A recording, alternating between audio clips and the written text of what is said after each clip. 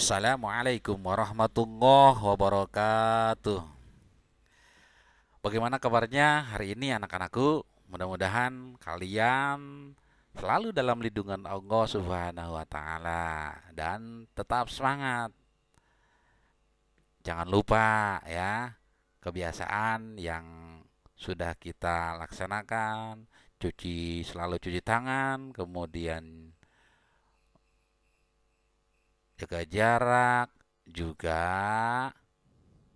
apa anak-anakku?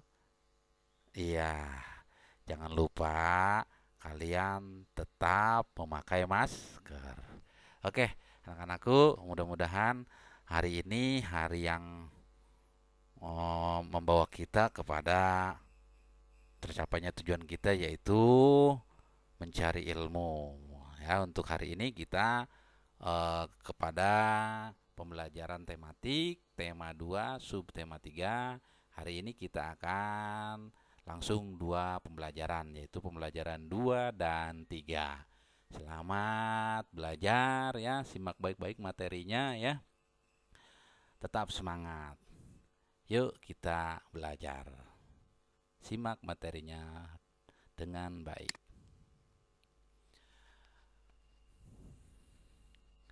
Ya, masih di tema 2, persatuan dalam perbedaan, subtema 3, bersatu kita teguh, pembelajaran 2 dan 3. Di pembelajaran 2 ini ada kompetensi dasar SBDP dan PPKN. Ya, bisa kalian lihat di sini ya, KD-nya ya, hampir sama dengan yang sebelumnya. Baik, inilah dua kompetensi dasar di pembelajaran 2 ini. Kemudian ada tujuan pembelajaran. Di sini ada 4 tujuan pembelajaran ya. Yang pertama, setelah mengamati gambar, siswa mampu menyebutkan manfaat persatuan dalam kehidupan negara Kesatuan Republik Indonesia (NKRI) dengan benar. Yang kedua, setelah berdiskusi, siswa mampu menulis cerita tentang persatuan dalam kehidupan sehari-hari dan manfaatnya dengan detail. Dan yang ketiga, setelah membaca informasi tari indang, siswa mampu menyebutkan pola lantai tariannya dan langkah gerakan pola dengan benar. Keempat, setelah berdiskusi, siswa mampu mempraktikkan pola lantai tari indang dengan benar. Itulah tujuan pembelajaran di pembelajaran 2 ini. Baik, pernahkah kamu mendengar pepatah, bersatu kita teguh, bercerai kita runtuh? Apa makna pepatah tersebut bagi bangsa Indonesia? Ya, ini Dayu ya. Ayo kita diskusikan. Bersatu kita teguh, bercerai kita runtuh.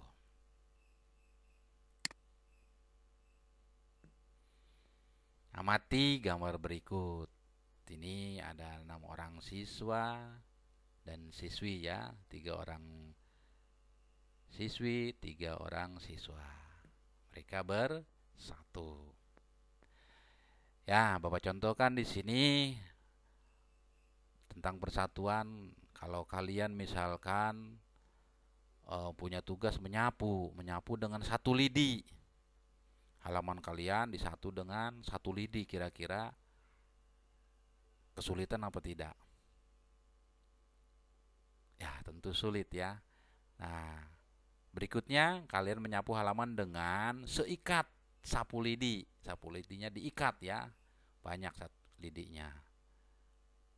Ya, mudah kan ya.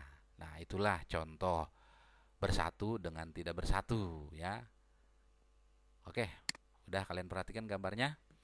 Menjaga persatuan dan kesatuan bangsa merupakan kewajiban seluruh rakyat Indonesia karena negara kita terdiri atas berbagai suku, agama, dan ras. Persatuan dan kesatuan merupakan hal yang sangat penting baik dalam rangka merebut, mempertahankan, maupun mengisi kemerdekaan. Bersatu kita teguh mengandung makna menyatunya berbagai unsur dan perbedaan yang ada menjadi satu kesatuan yang utuh dan serasi sehingga muncul suatu kekuatan. Bangsa Indonesia telah membuktikan bahwa dengan persatuan dan kesatuan kita mampu menghadapi penjajahan dan akhirnya meraih kemerdekaan. Nah, ya setelah kita membaca tadi teks tadi, Nah, ini ada beberapa pertanyaan. Pertanyaannya ada 3 ya. Perhatikan ya. Yang tadi disimak lagi ya teksnya ya. Kalau sudah, nah ini ada pertanyaannya. Yang pertama, apa makna bersatu kita teguh? Seperti yang dikatakan Edo di atas. Yang kedua, mengapa persatuan dan kesatuan sangat penting bagi bangsa Indonesia? Dan yang ketiga, berikan 3 contoh sikap yang mencerminkan persatuan dan kesatuan dalam kehidupan sehari-hari. Ya, coba kira-kira kalian bisa jawab? Baik, mari kita jawab bersama saja ya. Kali ini kita jawab bersama-sama yang akan kita bahas. Nomor 1, apa makna bersatu kita teguh? Nah, yang nomor 1 ya, pertanyaannya apa makna bersatu kita teguh seperti yang dikatakan Edo di atas? Jawabannya adalah bersatu kita teguh yaitu menyatukan berbagai perbedaan untuk membentuk kesatuan yang kuat. Nah, itu ya jawabannya. Menyatukan berbagai perbedaan untuk membentuk kesatuan yang kuat. Itu arti bersatu kita teguh ya. Yang kedua, pertanyaannya kedua, mengapa persatuan dan kesatuan sangat penting bagi bangsa Indonesia? Karena, jawabannya, karena dengan persatuan dan kesatuan bukan hal yang mustahil bagi bangsa Indonesia untuk mencapai cita-cita. Nah, ya, itulah jawabannya. Jawaban pertanyaan 1 dan kedua, dan sekarang pertanyaan yang ketiga. Berikan 3 contoh sikap yang mencerminkan persatuan dan kesatuan dalam kehidupan sehari-hari. Yang pertama, contohnya tidak memilih teman dalam bergaul, ya. Kemudian membantu teman yang sedang kesulitan. Yang keduanya, yang ketiganya, mendamaikan teman jika berkelahi. Itulah contoh sikap mencerminkan persatuan ya dalam kehidupan sehari-hari. Yang pertama, tidak memilih teman-teman dalam bergaul. Kedua, membantu teman yang sedang kesulitan. Dan yang ketiga, mendamaikan teman jika berkelahi atau berselisih. Oke ya, itu sudah kita jawab bersama-sama. Kita lanjut. Keutuhan Negara Kesatuan Republik Indonesia (NKRI) harus tetap kita pertahankan. Hal ini sesuai dengan amanat Undang-Undang Dasar 1945 dan Pancasila. Zaman boleh berganti, pemerintahan boleh berubah, namun persatuan dan kesatuan bangsa harus tetap terjaga utuh. Nah, di sini ada pola lantai tari indang, ya. Pola lantai tari indang adalah horizontal, ya, bentuknya horizontal. Pola lantai horizontal lurus. Penari berbaris membentuk garis lurus ke samping. Tari indang berasal dari daerah Minangkabau, Sumatera Barat. Tari indang berasal dari kata indang atau disebut juga badindin. Dindin badindin, ya gitu ya. Tari indang menyerupai tari saman yang berasal dari Aceh. Ya, ini masih ke tari indang. Kemarin ada beberapa yang sudah mengirimkan tarinya ya. Yang belum masih ditunggu ya. Nanti akan Bapak satukan tuh yang sudah mengirim ya videonya. Terima kasih bagi yang sudah mengumpulkan atau mengirim tugas tarinya. Oke, itu tentang tari indang. Sekarang kita ke pembelajaran 3. Di sini ada kompetensi dasar IPA dan bahasa Indonesia.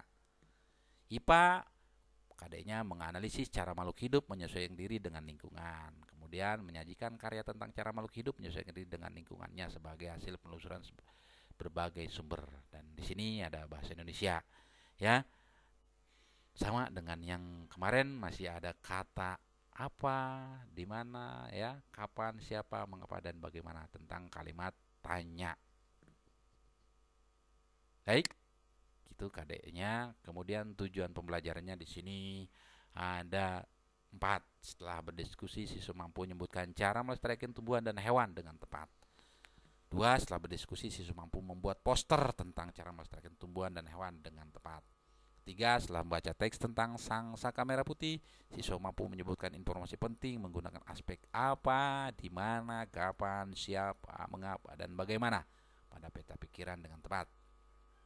Yang keempat, setelah berdiskusi, siswa mampu mengembangkan informasi pada peta pikiran melalui tulisan dengan menggunakan kata baku, ya.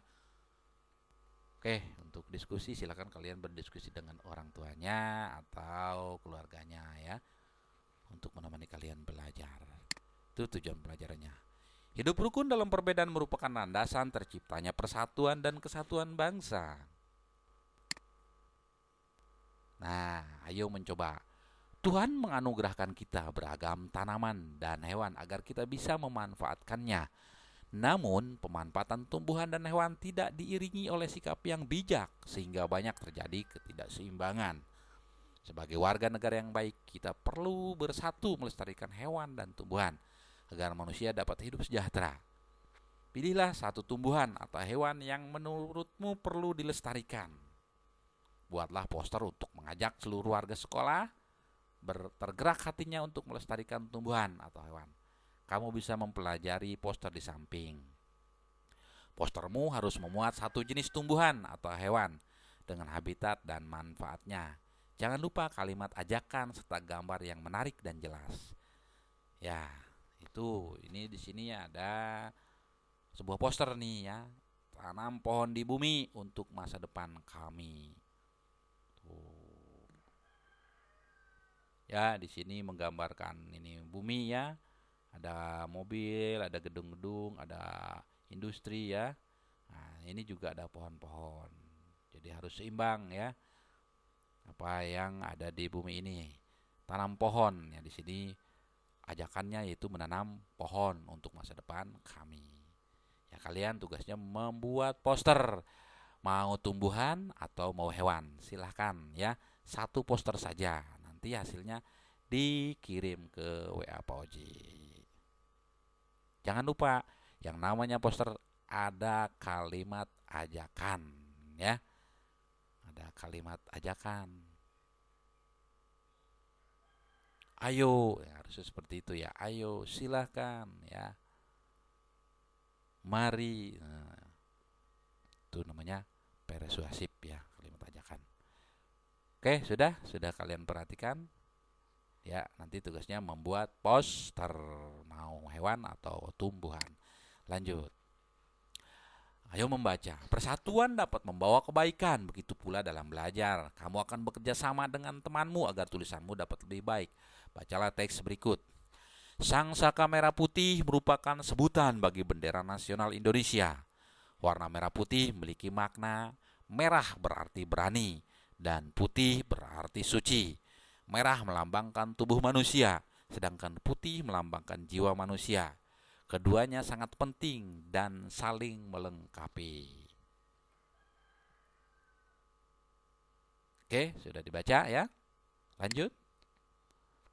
Bendera pusaka dibuat oleh Ibu Padmawati, istri Presiden Soekarno, pada tahun 1944. Bahan bendera terbuat dari katun Jepang dengan ukuran 276 cm x 200 cm. Sejak tahun 1946 sampai dengan 1968, bendera tersebut hanya dikibarkan pada setiap hari ulang tahun kemerdekaan Republik Indonesia. Nah, ini ya mesin jahitnya ya. Mesin jahit yang digunakan untuk menjahit bendera pusaka merah putih oleh Ibu Padmawati, istri Presiden Soekarno. Baik, lanjut. Karena usianya yang sudah tua, sang saka merah putih terakhir tersebut kali berkibar pada tahun 1969. Bendera disimpan di Museum Nasional. Pemerintah kemudian membuat bendera duplikat dengan ukuran 300 cm x 200 cm. Jadi terakhir dikibarkan yaitu tahun 1969. Yang sekarang duplikatnya ya. Baik, setelah kita membaca teks tadi, ada teks tadi ya. Di sini isilah peta pikiran berdasarkan bacaan tersebut. Sang saka merah putih. Ya, ini ada kalimat tanya, apa, mengapa, siapa, bagaimana, kapan, di mana. Tentang tadi judulnya sang saka merah putih. Ya, ini kalian sudah sering ya ini mengisi ini. Oke, kali ini kita akan isi bersama bareng-bareng lagi ya. Kayak tadi ya. Oke. Nah, pertanyaan yang pertama, what apa? Ya, what apa? Itu artinya apa ya, bahasa Inggrisnya what. Pertanyaannya, apa yang diceritakan dalam teks tersebut? Apa yang diceritakan dalam teks tersebut? Yaitu ya, kalau kalian mau isi, ini isinya. Apa yang diceritakan dalam teks tersebut, kalimat tanyanya. Jawabannya, sang bendera saka merah putih, bendera nasional Indonesia. Nah, ini pertanyaan dan jawaban. Mari kita ke, di sini ada 5W1H ya. What yang pertama itu apa? Yang kedua adalah, mari kita lihat.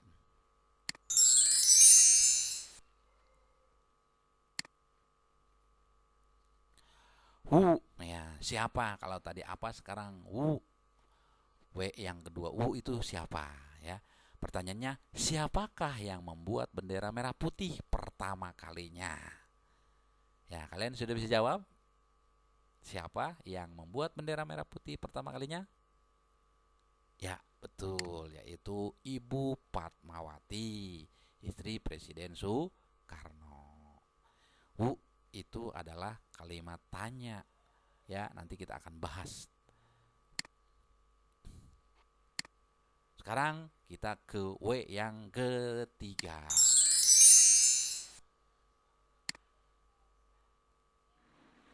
When. Kalau tadi who, sekarang when. When itu kapan? Pertanyaannya, kapan bendera pusaka tersebut dikibarkan? Nah, kapan? Ya, tadi sudah ada di teksnya ya. Kalian bisa jawab? Nah, yaitu jawabannya sejak tahun 1946 sampai dengan 1968. Bendera tersebut hanya dikibarkan pada setiap hari ulang tahun kemerdekaan Republik Indonesia.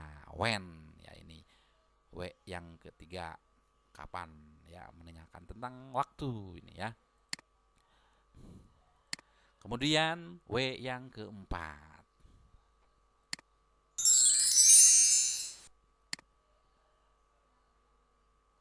Where itu artinya di mana. Pertanyaannya, di mana bendera tersebut disimpan? Di mana? Ya, di Museum Nasional. Itu kalimat tanya tentang di mana bendera tersebut disimpan. Kemudian W yang ke 5 ya.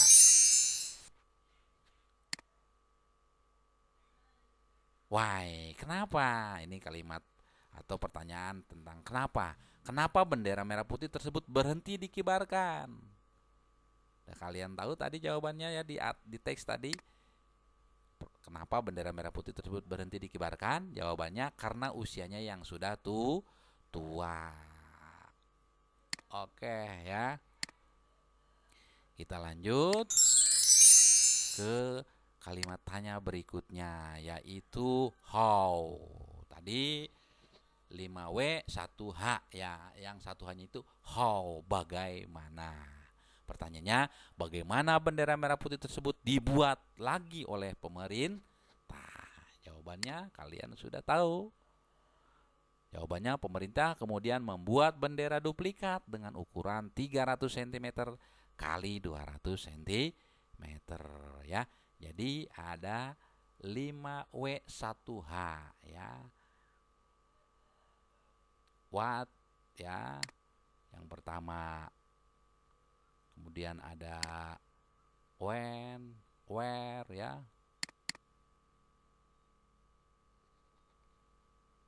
Oke. Ya, sampai di sini itulah penjelasan tentang pembelajaran di pembelajaran ketiga. Ya. Bapak akan sedikit mengulas lagi ya penjelasan daripada 5W 1H. 5W itu merupakan unsur-unsur terbentuknya suatu berita, teks laporan, atau naskah. 5W 1H berisi kata tanya yang digunakan untuk mendasari terbentuknya suatu peristiwa atau kalimat narasi. Ya, apa aja 5W 1H itu? Yang pertama adalah what itu apa? Apa ini berfungsi untuk menanyakan peristiwa apa yang terjadi. Kemudian who yang kedua, yang kedua adalah who itu siapa? Berfungsi untuk menanyakan siapa yang terlibat dalam peristiwa tersebut. Dan ketiga when, kapan? Kapan berfungsi untuk menanyakan kapan terjadinya suatu peristiwa. Kemudian where, di mana, berfungsi untuk menanyakan di mana peristiwa tersebut bisa terjadi. Dan why yang terakhir, 5W yang terakhir itu why, kenapa, berfungsi untuk menanyakan kenapa peristiwa tersebut bisa terjadi. Dan yang terakhir adalah H-nya itu how, bagaimana, berfungsi untuk menanyakan bagaimana suatu peristiwa tersebut terjadi. Itu ya anak-anakku pembahasannya. Terima kasih. Ya, mari kita tutup pembelajaran hari ini dengan sama-sama membaca hamdalah. Alhamdulillahirabbil alamin. Wassalamualaikum warahmatullahi wabarakatuh.